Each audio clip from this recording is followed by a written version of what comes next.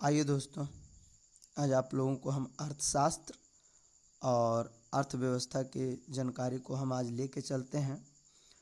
और इस बारे में हम लोग बात करते हैं अर्थशास्त्र, जिसको इंग्लिश में इकोनॉमिक्स या फिर इकोनॉमी भी कहते हैं।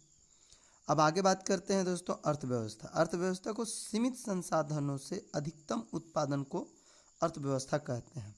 सीमित संसाधन, तो हम चूँकि जानते हैं कि सीमित संसाधन में जो हमारे चारों ओर जो वस्तुएं दिखती है और उस चीज़ को हमारी आवश्यकताओं को पूर्ति होती है, उस संसाधन कहलाते हैं। और इसी का हम लोग जितना अधिक से अधिक उपयोग में ला सकते हैं, उसी को हम लोग अर्थव्यवस्था कहते हैं। अर्थव्यवस्था को जनक, अर्थशास्त्र का जनक एडम स्मिथ को कहा जाता है। एडम स्मिथ की किताब जो है 1776 ईस्वी में, जी हाँ दोस्तों, 1776 ईस्वी में प्रकाशित हुआ।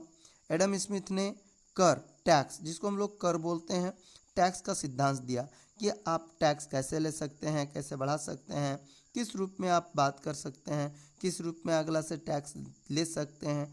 इन सारी चीज़ों का जो है एडम स्मिथ के बुक में जो है दिया गया है।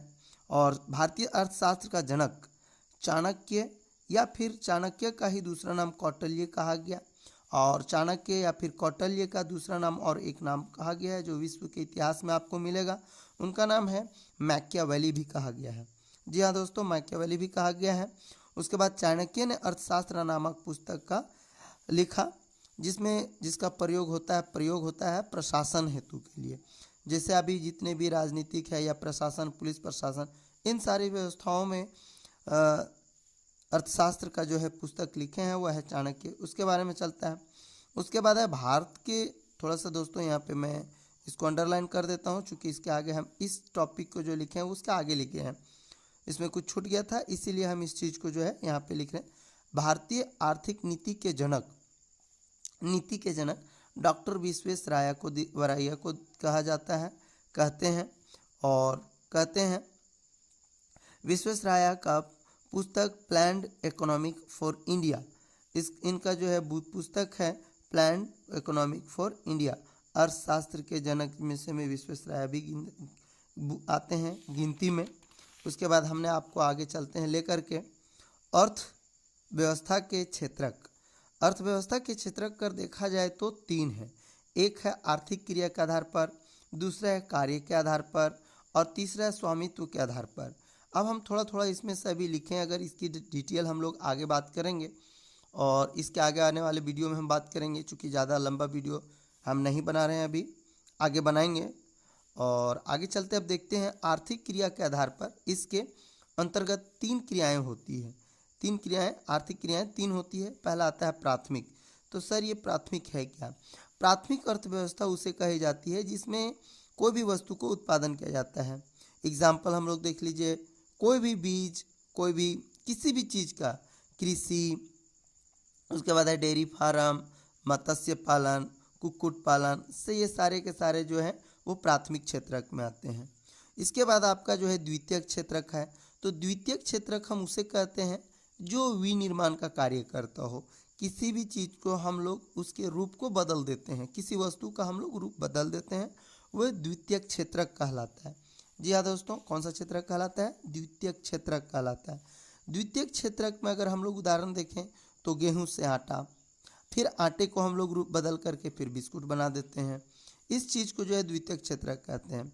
उसके बाद तीसरा आता है तृतीयक क्षेत्रक। तृतीयक क्षेत्रक वैसे क्षेत्रक को कहा जाता है जो यातायात की साधन को बढ़ावा देता हो, आने जाने, एक जगह से दूसरे जगह लाने और ले जाने की प्रक्रिया को तृतीयक क्षेत्रक कहते हैं। उसके बाद हम लोग बात करते हैं कार्य के आधार पर 2 भागों में हम लोग जो निम्न बात किए हैं। पहला आता है संगठित। क्या आता है? संगठित। संगठित क्षेत्रक वैसे क्षेत्रक को कहा जाता है जिसके अंतर्गत जो है काम करने की सीमित टाइम है। उसके बाद जो है पंजीकरण कराया जाता है, उसके बाद जो है लाइफ इंश्योरेंस है, इलाज करने की सुविधा है। और आपका जब संगठित क्षेत्रक से आते हैं तो ये काम करने के बाद जो है साप्ताहिक छुट्टी होती है। ये सारे के सारे संगठित क्षेत्र के अंतर्गत आता है। जो संगठित क्षेत्र में जो कोई श्रमिक काम करता है उसके कुछ काम करने की शर्तें होती है। इसी का जस्ट जो है आपका उल्टा हो जाता है असंगठित क्षेत्रक। असंगठित क्षेत्र वैसे क्षेत्र को कहा जाता है जिसमें किसी तरह का जो है मालिक या स्वामित्व का कोई रोल नहीं होता है। इसमें ना ही साप्ताहिक छुट्टी होती है, ना ही पॉलिसी होती है, और ना ही आपका दूसरी चीज़ के यहाँ पे काम करने का जो है सेशन होता है वो 12 से 16 घंटे होते हैं। और यहाँ पे जो काम करते हैं संगठित क्षेत्र में, अगर एक दिन छुट्टी भी हो जाती है तो उसके पैसे काट लिए जाते हैं, साप्ताहिक छुट्टी नहीं होती है। ये स्वामित्व के आधार पर या फिर काम के आधार पर जो भागों बांटा गया है कार्य के आधार पर, वो दो होते हैं। इसके बारे में हमने एक्सप्लेन किया। उसके बाद हम आपको आते हैं, लेके चलते हैं स्वामित्व के आधार पर। स्वामित्व के आधार पर लेके चलते हैं तो एक आता है आपका सार्वजनिक क्षेत्र। तो सार्वजनिक क्षेत्र की जो बात करते हैं तो सभी के लिए हो जाता है। उसके बाद है निजी, किसी निजी का, किसी एक विशेष व्यक्ति का जो होता है। उसके बाद हम लोग बात करते हैं संयुक्त। संयुक्त मतलब सबका लगभग मिला जुला होता है। सहकारी, सहकारी क्षेत्र के वैसे क्षेत्र में से हम आते हैं जिसमें सभी आपके वैसे क्षेत्र जो सहकारी यानी सहयोगकारी को ही सहकारी कहते हैं। जैसे अभी एक एग्जांपल मैं आपको बतलाते चलूँ कि अभी आजकल जो है महिला समूह, महिला मंडल या फिर एक समिति बैठी होती है, इसी का नाम है सहकारी समिति। इसमें भी हम लोग को आप आगे मिलेगा जो हम आपको बताएंगे औपचारिक क्षेत्रक, अनौपचारिक, ऋण, और इस बारे में पूरी डिटेल हम आपको नेक्स्ट वाले आगे वाले वीडियो में हम शेयर करेंगे। आज के लिए बस इतना ही। बहुत बहुत शुक्रिया। Thank you. जय हिंद।